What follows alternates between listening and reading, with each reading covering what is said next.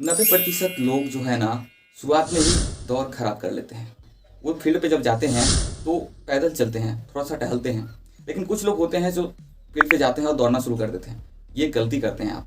सबसे पहले जो आपको इम्पोर्टेंट है आपके दौड़ के लिए, वो है कि आपके पैर पूरी तरह से ओपन नहीं हैं और आप दौड़ना शुरू कर देते हैं। तो उसके लिए मैं आपको बताऊँगा कि आज कैसे अपने पैरों को सबसे पहले ओपन करेंगे, खोलेंगे उसे, उस लायक बनाएँगे ताकि आप जिस स्पीड में दौड़ते हैं उससे और स्पीड में आप दौड़ सकते हैं। तो उसके लिए चाहिए आपको स्ट्रेचिंग। जैसे आप देखते हैं किसी लोहे के बॉल को अगर आप फेंकते हैं तो ज़्यादा दूर तक नहीं जाती है, लेकिन वही आप एक रबर के बॉल को अगर फेंकते हैं तो कई दूर तक जाती है, क्योंकि उसमें बीच में अगर उसे काट के देखा जाए तो उसमें खाली रहता है जगह, तो उसमें ऑक्सीजन भी भरा रहता है और प्लस उसमें फ्लेक्सिबिलिटी रहता है जो कि दूर तक जाता है। लेकिन सॉलिड जो होता है, लोहे का जो होता है, उसमें पूरी तरह से सॉलिड होता है, जिसके कारण जो नहीं दौड़ ज़्यादा देर तक नहीं जाता है। तो इसलिए आपके जो पैर का जो रोज़ दौड़ते हैं वो टाइट हो जाता है, मसल्स जो पूरी तरह से टाइट हो जाती है, ब्लड सर्कुलेशन उसमें नहीं जा पाती है वहाँ से, इसलिए आपके पैरों में दर्द होता है और आप जब दौड़ते हैं तो आपको ज़्यादा दौड़ नहीं पाते हैं और थक जाते हैं और फिर बैठ जाते हैं। तो आपको चाहिए सबसे पहले आपको स्टार्टिंग में आपके पैरों के बीच में जो गैप है उसको स्ट्रेच करना है, आपको उसको मोबिलिटी यानी कि उसमें सरलता लाना है कि नॉर्मल हो जाए और वो तेज़ तक स्पीड में भागे। तो चलिए आपको पूरा सीरीज बताता हूँ कि कैसे आप उसको पूरा स्ट्रेचिंग करेंगे और 10 मिनट करेंगे डेली। अगर करते हैं आप कमेंट करके ज़रूर बताइएगा, करने के बाद आप दौड़िए एक बार और फिर आप हमारे नीचे वीडियो कमेंट कीजिए कि कैसा आपको लग रहा है, क्या सच में ये सही है कि हाँ पहले हमें स्ट्रेचिंग करना चाहिए या पहले दौड़ कर स्ट्रेचिंग करना चाहिए। वीडियो पे बने रहिए। आप इसे दौड़ने के बाद भी कर सकते हैं और दौड़ने से पहले भी आप इसको ज़रूर कीजिए ताकि आपकी जो दौड़ने का स्पीड है वो आपकी बरकरार है। लास्ट तक देखिए, आपके लिए एक ऑफर भी है, जो अगर आप सांस की गति पे अगर आप काम करना चाहते हैं तो हमारे साथ साथ काउंटिंग के साथ करेंगे। तो पहला आसन है अधोमुख श्वानासन। इसमें छाती के बल आपको हाथों खोल लेना है, फिर पंजों को दबाते हुए आपको सांस लेकर उठना है और फिर सांस छोड़ करके यहाँ पर आपको नॉर्मल सांस लेते रहना है। और यहाँ पर आपको पैरों को अप डाउन, एक को सीधा रखना है और एक को बेंड करना है।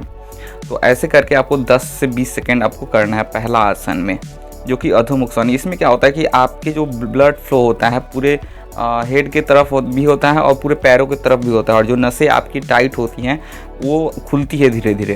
तो यहाँ पे आपको 10 सेकेंड आपको मिनिमम रुकना है। चलिए काउंट करते हैं।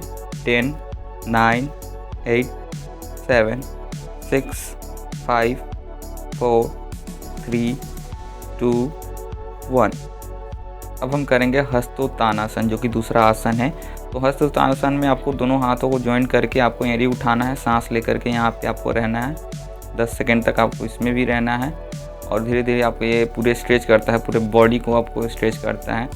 और फिर आपको बताता हूँ तीसरे आसन की तरफ हम बढ़ेंगे, जो कि त्रिकोण आसन। तो पैरों को बीच में थोड़ा सा आपको गैप देना है, एक को आपको सीधा कर लेना है ऐसे और एक को तिरछा आपको रखना है।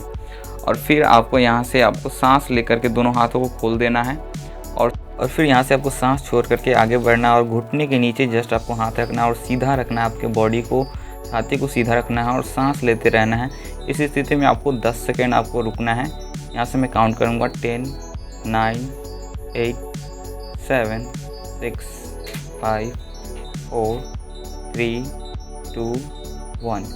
और फिर यहाँ पे आपको रुकना है, हाथों को सीधा कर लेना है, सिर की तरफ ले जाना है आपको और यहाँ पर आपको 10 सेकेंड रुकना है। और फिर आपको 10 सेकेंड काउंट करके हर आसन में आपको रहना है। जैसे आप किसी भी आसन में जाएं तो दूसरी तरफ भी आप करें, उसके इस साइड में आपको भी फिर सांस ले करके फिर सांस छोड़ते हुए आपको घुटने के पास पैर हाथ रखना है और हाथों को सीधा रखना है, चेस्ट को सीधा रखना है और सांस लेते रहना है, छोड़ते रहना है। तो इस स्थिति में ऐसे आपको 10 सेकेंड 20 सेकेंड आप जितना हो सके उस मिनिमम 10 सेकेंड आपको रहना पड़ेगा एक आसन में, तभी जाकर के आपको बेहतर लाभ मिलेगा और आप उसके बाद रनिंग आप कर सकते हैं। और आगे हम बढ़ेंगे प्रसारित पादोत्तानासन के लिए। तो इसमें दोनों पैरों को आपको सीधा रखना है, थोड़ा सा पैरों के बीच में गैप देना है और यहाँ पे कमर पे हाथ रखते हुए आपको बॉडी को सीधा, चेस्ट को सीधा, सांस लेकर और फिर सांस छोड़ते हुए आपको आगे की तरफ बढ़ना है और धीरे धीरे आपको दोनों हाथों को आपको नीचे रखना है और यहाँ पर आपको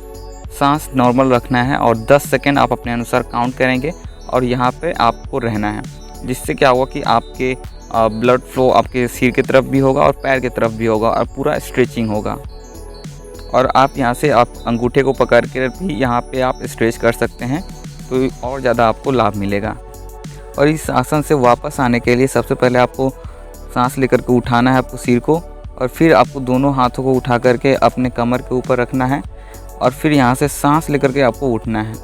अगर आपको ज़्यादा प्रेशर फील हो तो आप बीच में हस्तोत्तानासन आप कर सकते हैं, जिससे आपको और ज़्यादा पैरों में आराम मिलेगा। और आगे की प्रोसेस की तरफ बढ़ेंगे, जो कि 5वां आसन है पार्श्व कोणासन में। आपको सबसे पहले एक पैर को आपको कोई भी खोल लेना है, 90 डिग्री पर पहले आपको घुटने को रखना है और बीच में आपको स्ट्रेच करना है। पैर को जितना हो सके उतना फैलाएंगे और केहूने को मोड़ करके आपको घुटने पर रख देना है। और फिर सांस लेकर के आपको यहाँ पर हाथों को उठाकर आपके गर्दन के पास लाएंगे, सिर के बगल में रखेंगे और सीधा रखेंगे हाथ को, और यहाँ पर सांस लेते रहेंगे। नॉर्मल सांस लेंगे धीरे धीरे, और यहाँ पे 10 सेकंड आपको मिनिमम यहाँ पे रुकना है। और फिर 10 सेकंड रुकने के बाद आपको वापस आ जाना है यहाँ पर इस आसन में से सांस लेते हुए आपको यहाँ पे उठ जाना है और आपको सीधा कर लेना। फिर आपको दूसरे पैर की तरफ भी आपको सीधा कर लेना है। पहले आपको 90 डिग्री पर रखना है और फिर आपको पैरों में बीच में गैप दे करके आपको पूरा स्प्लिट करना है। और फिर सांस लेकर के आपको दोनों हाथों को उठा करके आपको गर्दन के पास आपको लाना है और फिर यहाँ पर नॉर्मल आपको सांस लेते रहना वैसे ही। तो आगे बढ़ेंगे हम छठे आसन की तरफ में हम आगे बढ़ेंगे। तो आपको वीरभद्रासन, जैसे आप किसी दूसरे पैर में आप चेंज करेंगे और पैर को थोड़ा बेंड करेंगे और 90 डिग्री पर आपको घुटने को बेंड करना है और जांघों को बीच में गैप देना है और पूरा पैर को आपको फैला देना है। और फिर सांस लेकर के आपको दोनों हाथ को सीधा रखना है और जिधर आपने घुटने को बेंड किया हो उधर आपको देखना है और यहाँ पे नॉर्मल सांस लेते रहना है, छोड़ते रहना है। यहाँ पर भी आप 10 सेकंड रुकेंगे और यहाँ पे चैलेंज देखेंगे कि आपके अंदर जो पैर है उसके अंदर पूरी तरह से एक खिंचाव आएगी और आपकी मजबूती होगी। तो इस तरह से आप फिर वापस आ जाएंगे और फिर दूसरे पैर में आप करेंगे उसी तरह से। पैर को आपको 90 डिग्री पर पहले आपको बेंड करना है और फिर सांस लेकर के आपको हाथ उठा लेना है और यहाँ पे सामने की तरफ आपको दिखना है जिधर आप घुटने को बेंड किए हुए हैं। तो इस अनुसार आप ये वीरभद्रासन में यहाँ पे जो लोग वीर होते हैं तो उनके जो ऐसे ही आपको अंगद की तरह जैसे देखते हैं कि वो कैसे पैरों को जमा कर रखते हैं, तो वैसे ही इनके जो वीरभद्रासन इसको नाम दिया जाता है। और फिर आपको यहाँ पे आ जाना है और उसके बाद हस्तोत्तानासन में आपको एक बार रिलैक्स कर लेना है ताकि आपके अंदर जो भी टाइटनेस जो भी स्ट्रेचिंग किए हैं तो उससे आपको एक रिलीफ मिलेगा। हस्तोत्तानासन में आप यहाँ पर 10 सेकंड आप यहाँ पे आ जाएंगे। तो आगे हम बढ़ेंगे जो कि वीरभद्रासन का प्रकार 2 है, यानी कि वीरभद्रासन प्रकार 2। तो इसमें आपको सबसे पहले आपको घुटने को बेंड करना है, एक पैर को आगे रख करके और फिर कमर पे हाथ रख लेना है और यहाँ पे फिर सांस लेकर के यहाँ पे पहले बेंड करना है और फिर धीरे धीरे आपको दोनों पैर को सीधा करना है। जो कि पहला जो पैर आप नीचे रखें उसको पंजे को दबाते हुए आपको यहाँ पे सीधा रखना है और फिर हाथ को प्रणाम मुद्रा में आपको लेकर आना है और जितना हो सके आप यहाँ पर पैर को उठाएंगे पीछे से और देखेंगे कि पैर में मजबूती आएगी और स्ट्रेचिंग आएगी। यहाँ पर आप नीचे चैलेंज आपको यहाँ पे धरती के साथ ग्रेविटेशनल फोर्स आपको नीचे खींचती है, तो इसमें आपको चैलेंज बहुत ज़्यादा होती है। और आप यहाँ पे दूसरे पैर में भी आपको इसमें रिपीट कर लेना है, वैसे ही आपको बेंड करना है और फिर आपको वहाँ पे सांस लेकर के आपको उठाना है और फिर वहाँ पे आपको नीचे देखना है ध्यान आपको, और सांस नॉर्मल हमेशा इसमें रखेंगे और लेते छोड़ते रखेंगे सांस को और प्रणाम की मुद्रा में रहेंगे। फिर आप यहाँ पे आप वापस आ जाएंगे यहाँ पर और दूसरे आसन की तरफ बढ़ेंगे जो कि 8वां आसन होगा हमारा। और बीच बीच में आपको हस्तोत्तानासन आपको बीच बीच में प्रैक्टिस करते रहना है ताकि आपको रिलीफ मिलता रहे और स्ट्रेचिंग ज़्यादा बढ़े।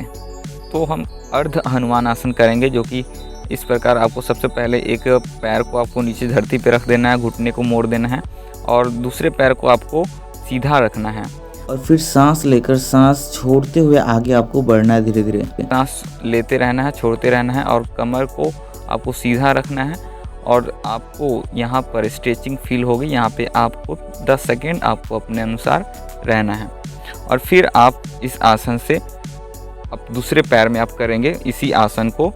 हनुमान जी की तरह अगर आपको सेना बनना है तो इसी प्रकार आपको इस आसन में अर्ध हनुमान आसन में आपको यहाँ पे रहना होगा ताकि आपका जो स्ट्रेचिंग होगा, खींचा होगा, पैरों के बीच में जो गैप होगा वो आपको खुलेगी पैर और फिर आपको दूसरे पैर में यहाँ पे आपको कर लेना है।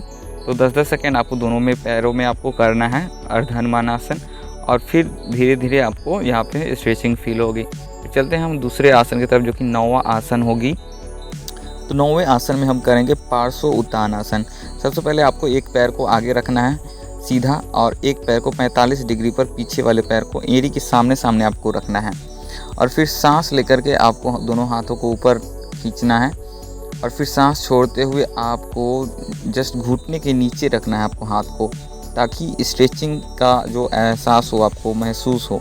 और फिर धीरे धीरे यहाँ पर आपको 10 सेकेंड अपने अनुसार काउंट करना है और फिर जब आपको लगे कि आगे बढ़ सकता हूँ तो आप यहाँ पर दोनों हाथों को पैरों के बगल में रखना है और फिर आपको यहाँ पे स्ट्रेचिंग फील करना है। अगर नहीं हो तो आप धीरे धीरे वापस आ जाएंगे और फिर दूसरे साइड में आपको वैसा ही करना है। पैरों को आपको सीधा करना है और पीछे 45 डिग्री पे रखना है और फिर सांस लेकर के सांस छोड़ते हुए आपको घुटने के जस्ट नीचे रखना है और वहाँ पे आपको स्ट्रेचिंग फील करना है। तो धीरे धीरे यहाँ पे आपको 10 सेकेंड रुकना है, अगर हो सके तो आप आगे बढ़ेंगे, नहीं तो आप यहाँ पर सांस लेकर के वापस धीरे धीरे आ जाएंगे।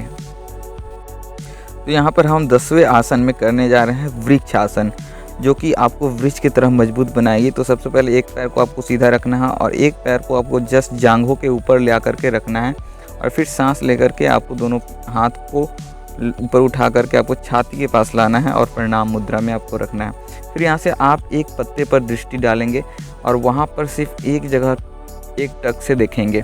यहाँ से क्या होगा कि आपके अंदर पैर में मजबूती आएगी वृक्ष की तरह। जैसे वृक्ष एक खड़ा होता है, अटल होता है किसी एक लक्ष्य को पाने के लिए, उसी प्रकार आपको अपने लक्ष्य को अगर पाना है तो इस आसन से आपकी बल, बुद्धि और विवेक आपको एक जगह पे आपको एकाग्रता करती है। तो इस आसन में आप करेंगे 10 से 20 सेकेंड या 30 से 45 सेकेंड आप इसे कर सकते हैं। फिर आपको रिपीट करना है, दूसरे पैर में भी आपको वैसा ही करना है। सेम उठा करके आपको जैसे जांघों के बगल में रखना है और उठा कर हाथों को ले जा करके आपको चेस्ट पर प्रणाम मुद्रा में आपको करना है। तो ये पूरी 10वीं आसन है। और फिर एक बार अंत में आपको हस्तोत्थानासन कर लेना है, जिससे आपके पैरों में रिलीफ मिलेगी। ये सारे 10 आसन अगर आप करते हैं तो आप जिस स्पीड से दौड़ रहे थे उससे कई गुना स्पीड आपकी बढ़ जाएगी। तो अगर आप चाहते हैं कि अपने अंदर के जो सांस है, सांस बहुत ज़्यादा इंपॉर्टेंट है कि आप चौथे राउंड में अगर जाते हैं तो बहुत ज़्यादा सांस की ज़रूरत होती है और आप वहाँ पे थक जाते हैं। तो ज़्यादातर लोग जो क्या करते हैं, नाक से लेकर के यहाँ हार्ट से लेकर के यहीं तक सांस की गति करते हैं। और कुछ लोग जो होते हैं पेट से सांस लेते हैं और पूरी सांस छाती से लेकर के यहाँ तक की आती है पूरी तरह से, तो लंबी सांस होती है। अगर आप चाहते हैं सांस के ऊपर काम करना चाहते हैं, प्राणायाम के माध्यम से आप सांस को बढ़ाना चाहते हैं, तो आपके लिए ऑफर है। आप नीचे डिस्क्रिप्शन में मेरा नंबर है, वहाँ से आप कांटेक्ट कर सकते हैं मुझे, क्योंकि वीडियो लंबी हो जाएगी इसलिए मैं आपको यहाँ पे नहीं बता पाऊँ। लाइक करें, कमेंट करें और चैनल को सब्सक्राइब कर लीजिए और सभी उन धावों के पास शेयर कीजिए ताकि हमारे वीडियो से उनको लाभ मिले। तो मिलते हैं नेक्स्ट वीडियो में, तब तक के लिए जय हिंद।